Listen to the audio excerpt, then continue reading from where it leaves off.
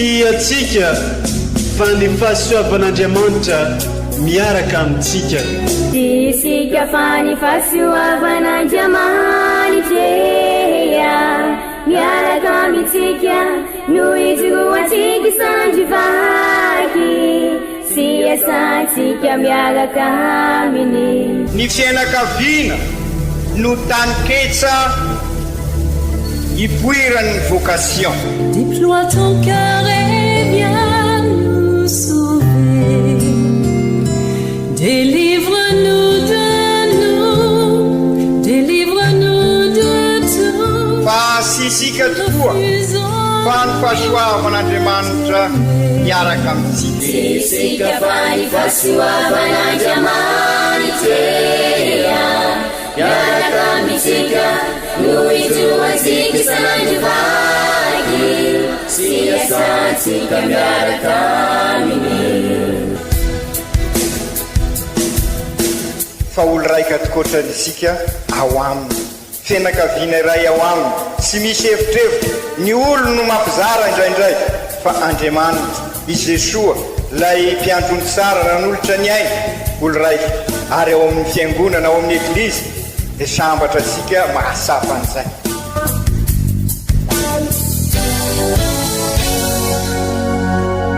Olo araiky atsika atambatry ny fanahy masina kamiray, olo araiky ao amin'ny Kristy. Fandaram-pampianarana iarahana amin'ny son excellence Monseigneur Benjamin Marc Ramarson eto amin'ny radio Fania.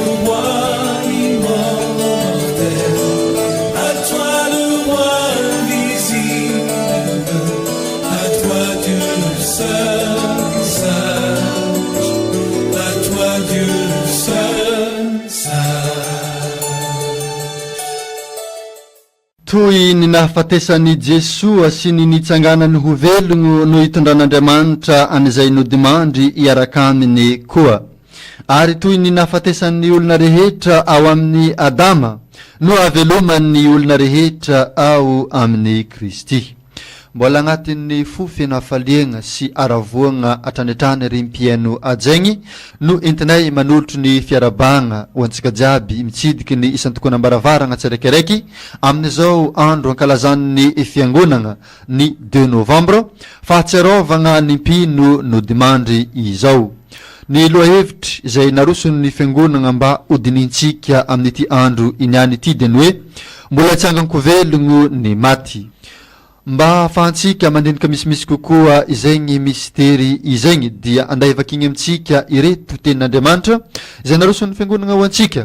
Ary rehefa avy moa dia hiaraka hitandregny ny fampianaragna sy toriteny izay nataony ray aman-drenintsika dia ny archevêque Monseigneur Benjamin Marc Ramarson araka ny fandaharagna efa mazatra antsika arahagny eto amin'ny radio Fagniry na isan'Alahady na amin'ny andro fety izay ankalazain'ny fiangonagna ihany koa. Ke ny vakteny masigny voalohany amin'izagny dia boky faharoe ny Makabeo ny toko faharoe ambin'ny folo. Valisoa tsara indrindra no voatahiry ho an'ireo nodimandry tamin'ny mpitiavam-bavaka. Tamin'izany andro izany dia nampagnano vokatra i Jodasa filohan'ny Israely ke nahavory-dragma arivo nampagnaterigny agnanaovagna sorogno fanoneragna agny Jerusalema. Asa soa sy mendriky avy amin'ny fiheveragna ny fitsanganako velogno izany. Satria raha tsy mino izy fa tsy maintsy hitsanganko velona ny miaramila matianady, dia zavapoagna sy tsy misy antony ny mivavaka ho an'ny maty.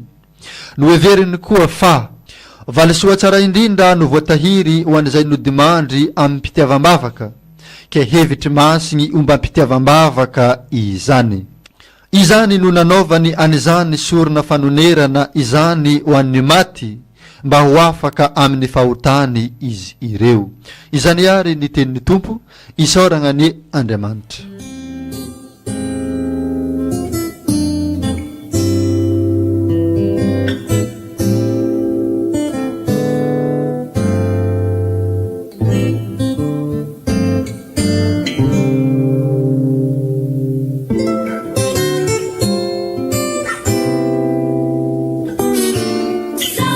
Say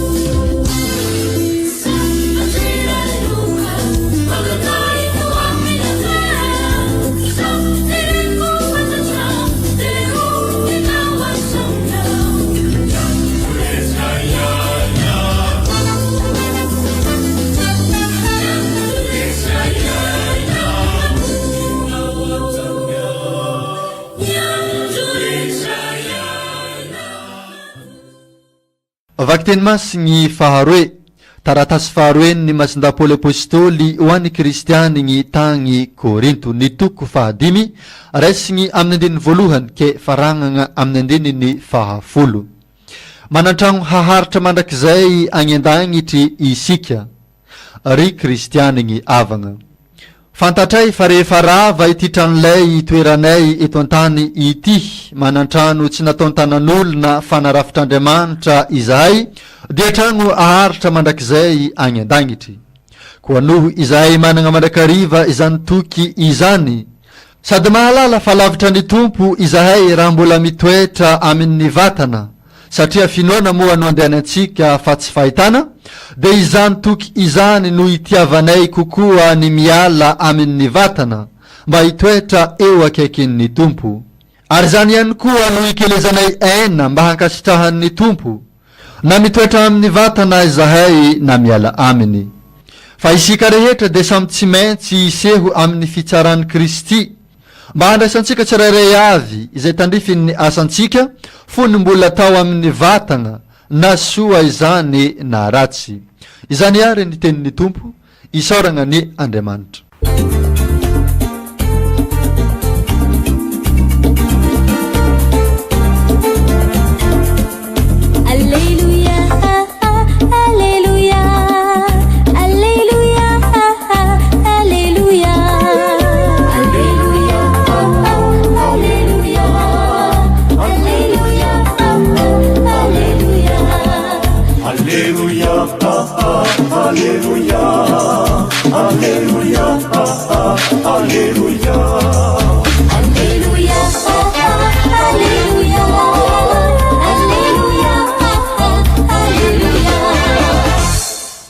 Evanjely masiny nosoratany Masinday Joany ny toko fahaefatra ambin'ny folo raisiny amin'ny andininy voalohany ke faranana amin'ny andininy fahaenigny.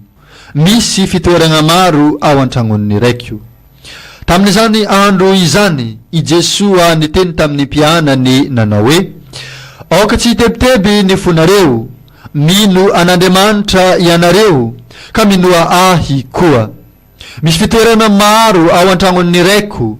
Raha tsy izany dia efa nilaza taminareo aho fa andeha aho agnamboatra fitoeragna ho anareo ary rehefa lasa aho ka voavoatra ny fitoeragna ho anareo dia ho avy indray aho akanareo ho agny amiko dia izay toerako no hitoeranareo koa ary fantatrareo koa ny lalagna ho agny amin'izay alehako.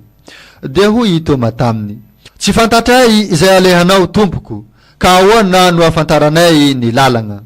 Ary hoy Jesoa taminy izaho no lalagna sy fahamarinagna ary fiainagna. Tsy misy olona mankany amin'ny ray afa-tsy aminy alalako. Izany ary kankalazaontsika fa masigny ny tenin'ny tompo dera ny ho anao ry Kristy.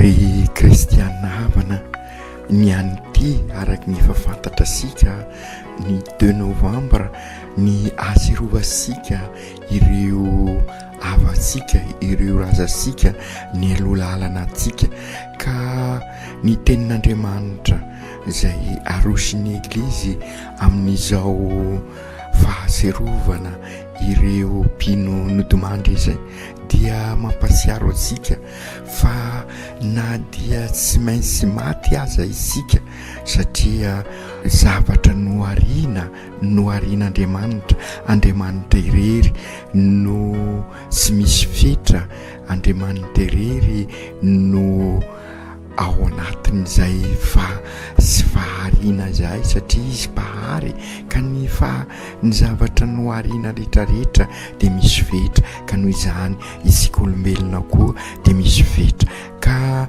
raha masiaro ireo avatsika ary sika dia masiaro ihany koa ny fahafatesana sy io zany ny fiafarana sy io no tanjon'Andriamanitra raha nahary antsika izy fa ny lahatr'Andriamanitra mikasika sika olombelona dia ho sambatra ao aminy ary dia izay no mampivavaka sika ho an'ireo avasika nodimandry satria izy ireo sy afaka mivavaka intsony ho an'ny tenany fa ity fiainana ity araka ny efa averimberina amintsika dia iomanantsika amin'izay fiainako avy izay ka izay indrindra ry kristianina havana miankina be deaibe ary amin'izay fiheverasika ny fahafatesana izay no iainantsika eto amin'ity fiainana ity ka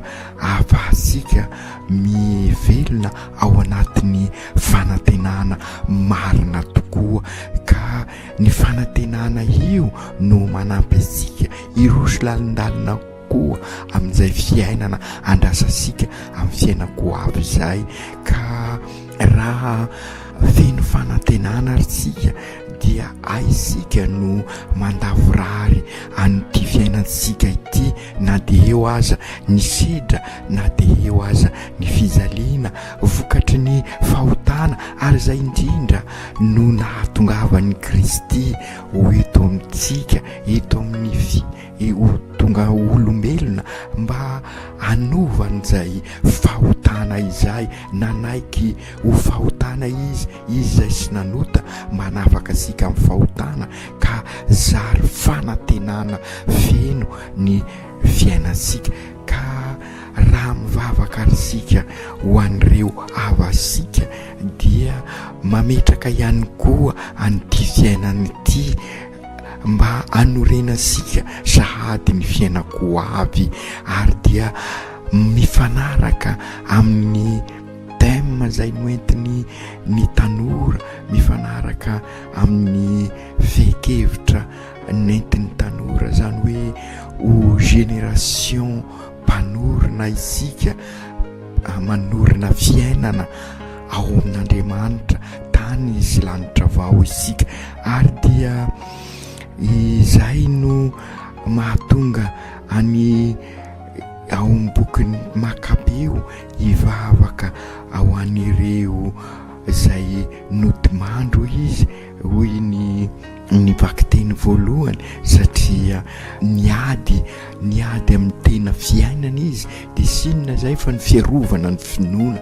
izany hoe nizoro ho vavolombelona izy ary dia izay no mahatonga asika hoy ny bokin'ny Makabeo hivavaka ho an'ireo miaramila matenady mba sy ho zava-poana ny zavatra ny ainany fa hitondra azy amin'ny tena fiainana dia ny fiainako avy na ny razasika azy araky ny hira fataosika na dia somambisamby ihany dia mahatsiaro an'izay fiainako avy izay ary izay no ampianarin'ny mason-dapoly amin'ny taratasy no an'ny kristianina tany Korinto dia lazainy mazava fa manana trano aharitra mandrakizay any an-danitra isika tsy hoe manonofisika zany fa ity fiainasika ity no anomanasika ary anorenasika an'izay fiainako avy izay ary izay ny finoana ho indrindra i mason-day Paoly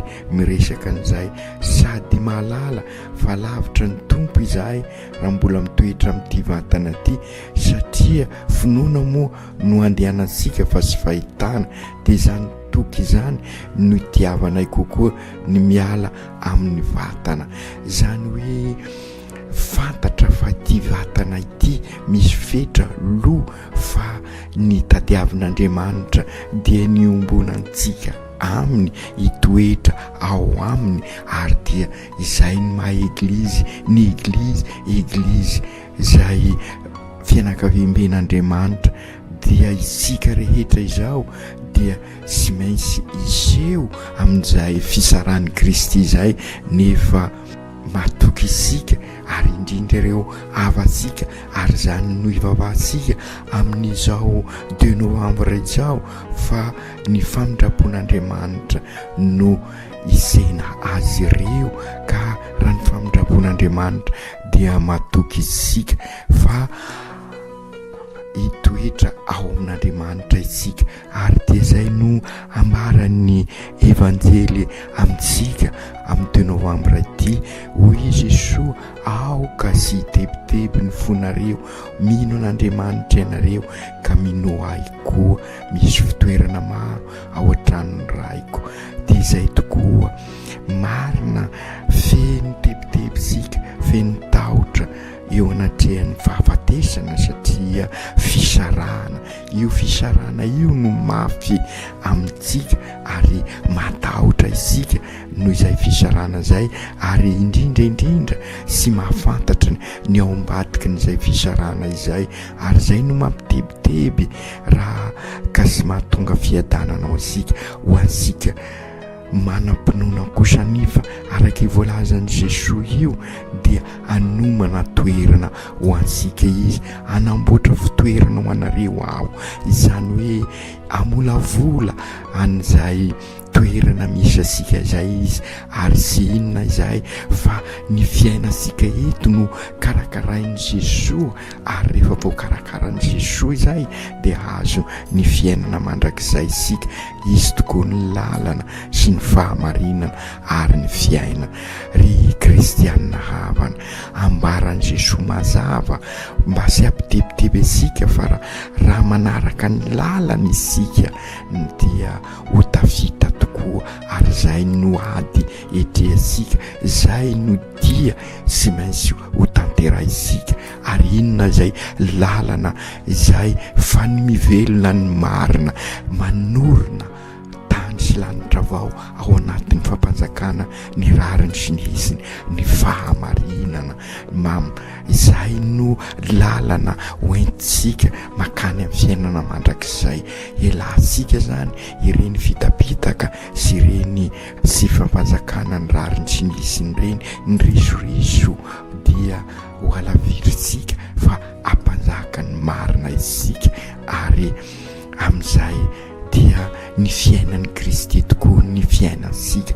Zay no mahatonga ny Kristy milaza hoe zao ny lalana sy ny fahamarinana ary fiainan'ny Kristy ny fiainansika, ka raha fiainan'ny Kristy no fiainantsika dia makany amin'ny ray isika, ary amin'ny lalany sy miaraka aminy ary ao aminy no fiainansika manontolo.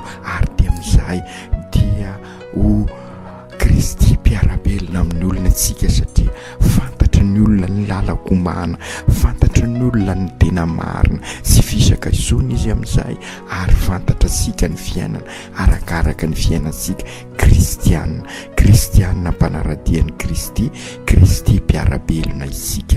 Ry Jesoa Kristy tomponay eo, noho ny fahafatesanao dia sy hoe fahalevonana ny fiainana sy hoe fiefarana ny fahafatesana, fa mitondranay amin'ny tena fiainana. Ianao tokoa ny lalana makany amin'ny ray, ianao ny marina ifikiranay ka sy hivadika mandrakizay zahay, ary ianao ny fiainana, ao aminao no ahitana ny tena fiadanana.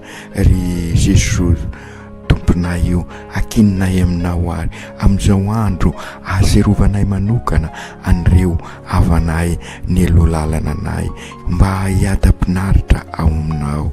Saronay ani tokoa ireo mpino rehetra nodimandry ko mianta aminao ary zahay, rosay ny andon'ny famindraponao izy rehetra ka tovy miray lova amin'ireo olo-masina dia hiada-pinaritra ao aminao koa izahay. Tantany ny dianay amin'izao fivahininay izao, ka engany ianao ny lalana arainay, ianao ny marina izoroanay, ary ianao ny fiainana ivelomanay. Aoka tanteraka izany amin'ny anaran'ny Ray sy ny Zanaka sy ny Fanahy Masina. Amen.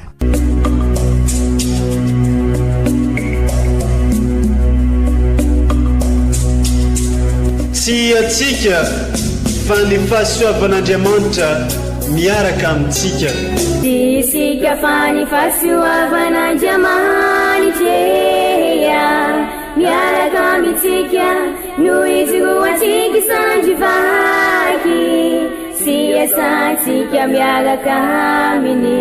Ny fianakaviana no tany-ketsa ipoiran'ny vocation. Déploie ton cœur et viens nous sauver.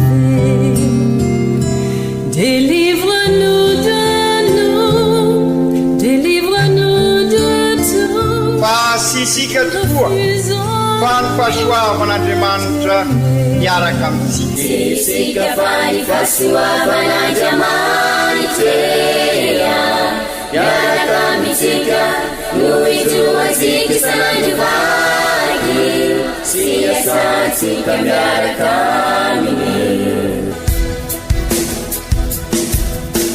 Fa olo raika tokoatranisika ao aminy, fianakaviana iray ao aminy, sy misy hevitrevitra. Ny olo no mampizara indraindray, fa Andriamanitra i Jesoa lay mpiandrony tsara ranolotra ny aina, olo raika ary ao amin'ny fiangonana ao amin'ny eglizy dia sambatra antsika mahasapa an'izay.